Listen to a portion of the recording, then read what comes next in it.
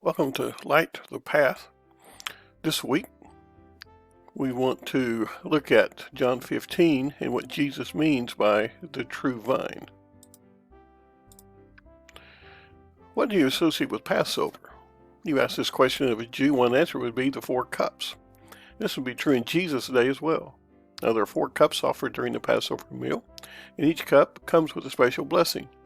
Blessed are thou, O Lord our God, King of the universe, who gives us the fruit of the vine. Now catch this. The way to say amen is to take a sip of wine. Each cup symbolizes a phase of redemption. Exodus 6, 6, and 7. 1, I will bring you out, and then you drink a cup. I will deliver you from their bondage. Drink a sip. I will redeem you with the outstretched arms. Drink it. And then finally I'll bring you to the land. Now catch this, the Passover uses wine, but the goal is not to get tipsy, but to be reminded of God's deliverance of Israel from Egyptian slavery. Therefore the rabbis taught that for Passover and only Passover to dilute the wine with water. That's because the length of the Passover meal, each glass would be about 1/4 wine with the rest water. The result is 1 glass of wine for the whole evening.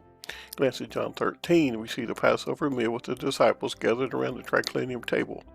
Chapter 15, Jesus says, I am the true vine. John lets us know that at this Paschal season, we drink the 4 cups of wine. So what about this I am the vine? This is the season of the 4 cups of the fruit of the vine. Special memories of the 4 cups come to the minds of the disciples and the Jewish readers in John's Gospel. Remember, at the end of the meal, Jesus took a cup and talks about the new covenant in 2 of the Gospels. Every first century Jewish revolt, and there were 5 of them, started at Passover. Why? Well, there are Romans everywhere. No Jews free. At Passover, each Jew remembers that you used to be a slave, and now, thanks to God, you can be free. This is the easiest season to rally the troops if you're a messianic pretender.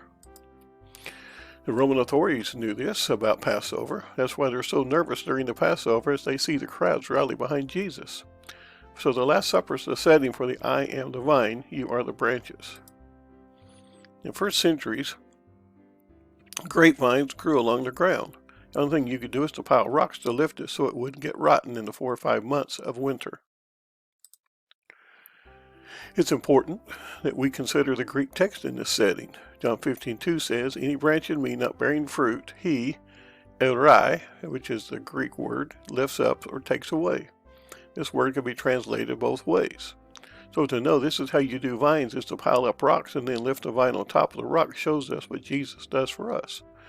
Why are these small rocks needed? Well, if the vine is left on the ground, it will make its own roots.